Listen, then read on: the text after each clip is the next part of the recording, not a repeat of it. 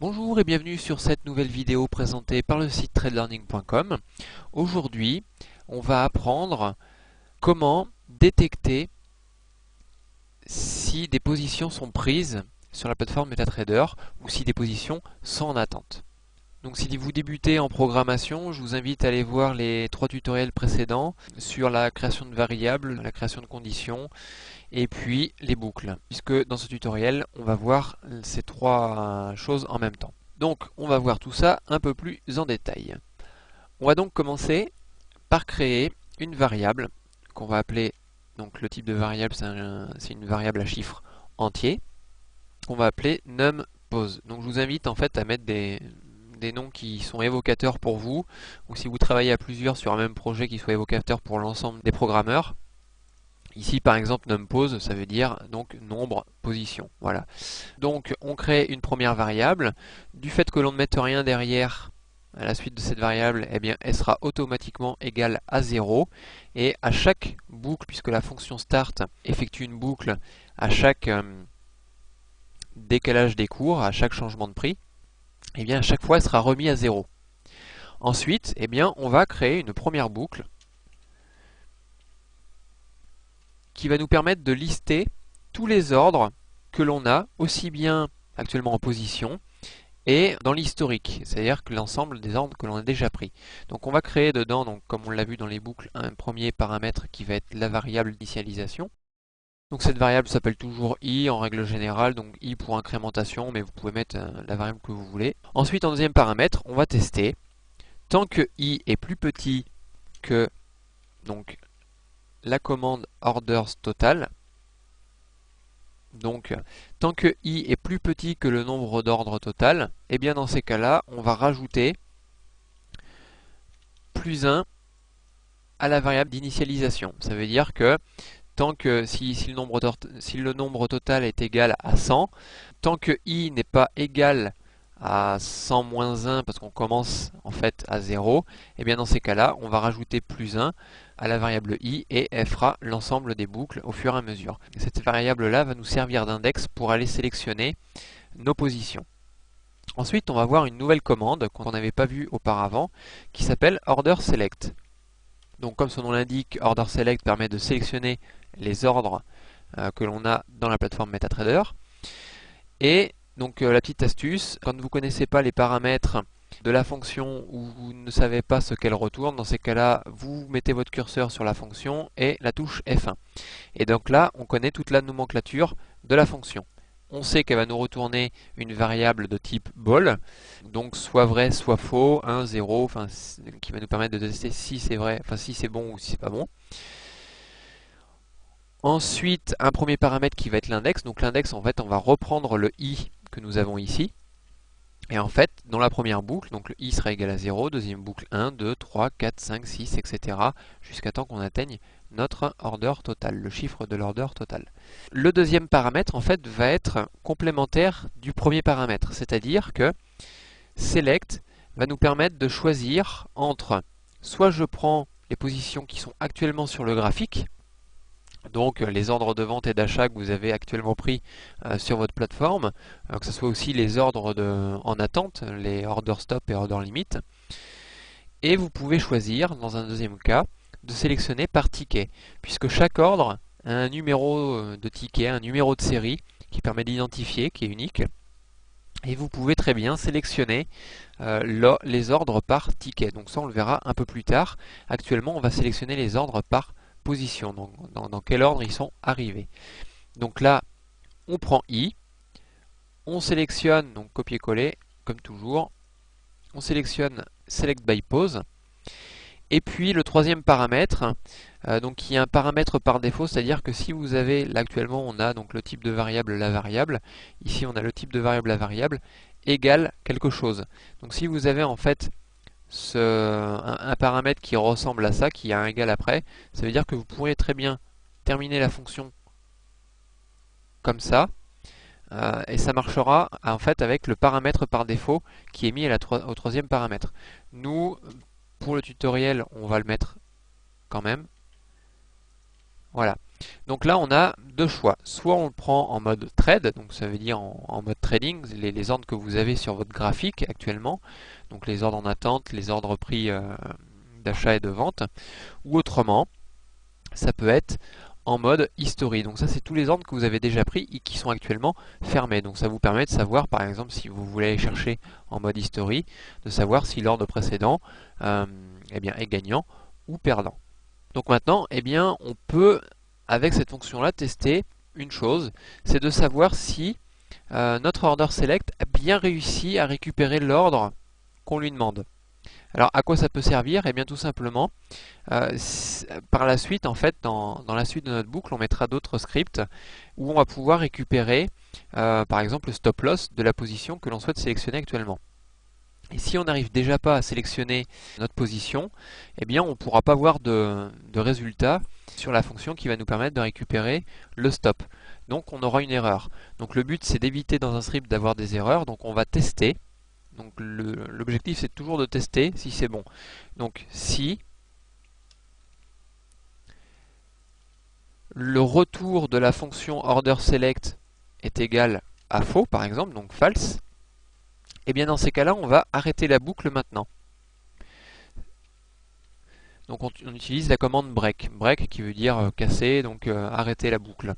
Ça veut dire que, par exemple, si on n'arrive pas à sélectionner l'ordre qui est en position 0, dans ces cas-là, on s'arrêtera ici et on n'ira pas chercher, par exemple, son stop loss pour la suite du programme. Là, on va s'arrêter ici et on passera à la boucle suivante. Donc à la position 1, position 2, etc., etc. Donc à chaque fois, on va tester si on a bien réussi à récupérer les informations de notre position actuelle. Donc maintenant, eh bien, on va tester si on a des positions d'achat ou de vente actuellement pris sur notre graphique pour pouvoir incrémenter et répertorier le nombre de positions que l'on a. Donc on va tester encore une condition. Donc en fait, la programmation, c'est un éternel mélange entre les boucles et les conditions. Si, donc là on va utiliser une nouvelle commande qui s'appelle orderType. Donc toujours pareil, F1 sur la fonction, et là vous connaissez les différents types d'ordres que vous pouvez avoir. Actuellement, ce qui nous intéresse, donc c'est les types d'ordre, enfin les opérations d'achat et les opérations de vente. Donc là, on va faire si order type est égal, donc le double égal, hein, pour tester si c'est bien égal, à une opération d'achat. Donc OPBuy en fait c'est une constante.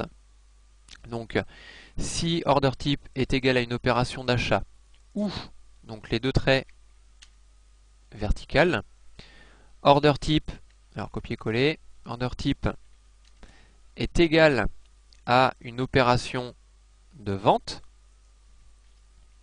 et bien dans ces cas-là, on va récupérer donc notre variable et on va lui ajouter plus 1 à la suite.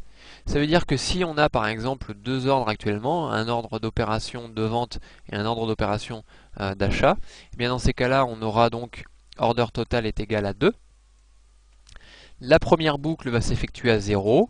Il va détecter une première position qui va par exemple être une opération d'achat. Dans ces cas-là, il va ajouter plus 1. Donc là, actuellement, dans la première boucle, notre variable va être égale à 1. Ensuite, eh bien, il va effectuer donc la boucle numéro 2. Donc i sera incrémenté et sera du coup égal à 1. Et là, eh bien, il va détecter une opération de vente. Et dans ces cas-là, il va rajouter plus 1, encore une fois, à notre variable numpose. Donc numpose sera égal du coup à 2. Et à la suite du programme, on pourra utiliser cette variable-là pour dire, voilà, j'ai actuellement deux positions sur mon graphique. Alors vous allez me dire, mais à quoi ça peut servir?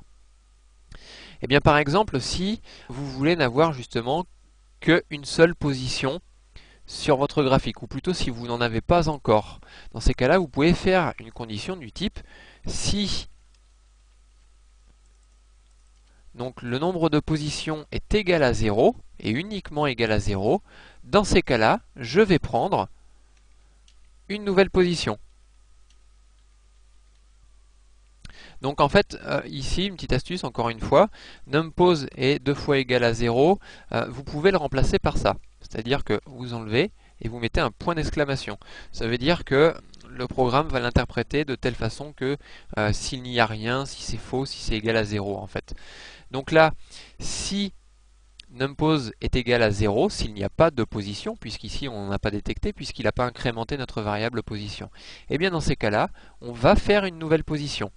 Et inversement, une fois qu'on aura fait, donc qu'on aura créé notre nouvelle position, il va retourner, il va refaire une boucle start. Là, du coup, il va en détecter une seule et il n'en prendra pas. Parce que, du coup, numpose sera égal à 1, au moins 1, et de toute façon sera égal à 1. Et dans ces cas-là, il ne prendra pas de nouvelle position. Ça vous évite en fait quand vous faites un test de condition, si par exemple la moyenne mobile passe par-dessus notre moyenne mobile et que l'on n'a pas d'ordre actuellement, dans ces cas-là, prendre une condition. Donc ça on le verra plus en détail dans de prochains tutoriels. Donc là on a vu la façon la plus simple de détecter si on a des ordres pris actuellement sur notre graphique. Maintenant on va évoluer un petit peu tout ça. Et ce qui serait intéressant de savoir, c'est combien est-ce qu'on a d'ordres d'achat en sur notre graphique, combien est-ce qu'on a d'ordres de vente, mais aussi combien est-ce qu'on a, par exemple, d'ordres d'achat en attente et d'ordres de vente en attente. Donc là, on va évoluer un petit peu notre script. Donc, je vais mettre en commentaire ces deux parties-là, puisque celles-ci, on ne va pas les utiliser, et ça permet de toujours les avoir à l'écran. Donc, on va créer des nouvelles variables qui vont être, donc, on va prendre donc position buy, position cell, et puis on va reprendre donc les mêmes variables et on va mettre position stop ici et ici. Voilà. Donc là on a créé 4 variables. Les variables pour les positions que l'on a actuellement pris et les positions qui sont en attente. Donc ça c'est exactement la même chose après pour les ordres limites suivant les stratégies que vous avez. Ensuite, eh bien, on va utiliser donc une condition différente, c'est-à-dire qu'on pourrait utiliser si on pourrait faire comme ça. Si notre order type est égal à opbuy, dans ces cas-là, on prend opbuy, on fait plus plus. Sinon, on reteste une nouvelle condition avec, donc si order type est égal, ou plutôt si order type est égal à l'op cell, dans ces cas-là, on utilisera opcell, donc la variable opcell, et on ajoutera une incrémentation. Et puis là, je vais le faire rapidement pour les deux suivantes. Sinon, on reteste une nouvelle condition qui va être donc order type est égal au pcell stop. Dans ces cas-là, on prendra cette variable là, plus plus, et puis op buy stop. Non, je me suis trompé. Op cell stop ici, on va mettre buy stop ici. Voilà. Et puis on incrémente, voilà. Donc là on a fait un ensemble de conditions à la chaîne. Donc si c'est égal à un ordre d'achat, dans ces cas-là on incrémente cette position, enfin cette variable là. Sinon si c'est de la vente, etc. etc. Bon, cette façon là elle est bien, mais on peut faire d'une façon différente. Donc pareil, je la laisse en visuel mais en commentaire. On va utiliser switch, on l'avait vu dans les structures conditionnelles. Donc, c'est une façon un peu plus évoluée. Donc là, je prépare. Voilà. Donc, ce qu'on va faire, en fait, on va dire à la commande switch, on va lui mettre en paramètre. Si order type est égal à opbuy, dans ces cas-là, on fait ça. On incrémente notre variable. Bon, c'est exactement la même chose, mais c'est une façon différente de le faire. Et je dirais visuellement, je trouve ça plus simple à lire que d'avoir une série de else if, else if, else if, else if. Hop là, et etc. etc. On continue en fait comme on a vu juste avant. Donc pour le buy stop, donc vous voyez le copier-coller, c'est bien pratique. Et le sell stop, voilà. Donc dans ces cas-là, en fait, ce qui va se passer, c'est que à chaque boucle, c'est-à-dire que si on a par exemple un ordre d'achat, un ordre de vente et un ordre d'achat en attente et un ordre de vente en attente, eh bien il va mettre dans chaque variable eh bien, le nombre d'achats, enfin de positions qui sont actuellement prises. Donc là, après, on pourra tester différemment suivant les stratégies, euh, eh bien détecter tel ou tel type de position. Donc du coup, on pourra faire des tests beaucoup plus précis pour nos stratégies. Par exemple, on pourrait très bien tester une stratégie, donc là ça reste abstrait, mais de tester si OPBUY est différent de 0, donc ça veut dire que s'il a trouvé des positions qui sont actuellement à l'achat et que justement on n'a pas de position en attente, par exemple pour faire une stratégie sur le hedging, et que l'on n'a pas de position en attente, et bien dans ces cas-là, créer une position en attente.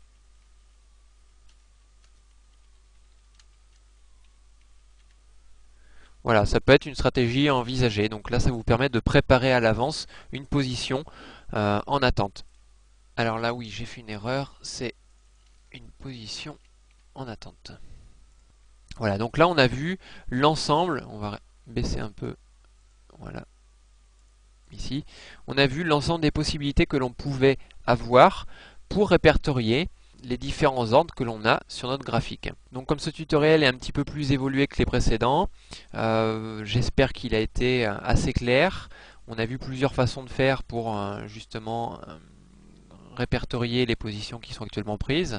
Si par contre vous avez des questions, vous pouvez toujours aller les poser dans les forums qui se trouvent dans les groupes de discussion sur le trading automatique. Et sur ce, je vous souhaite une bonne programmation et à bientôt.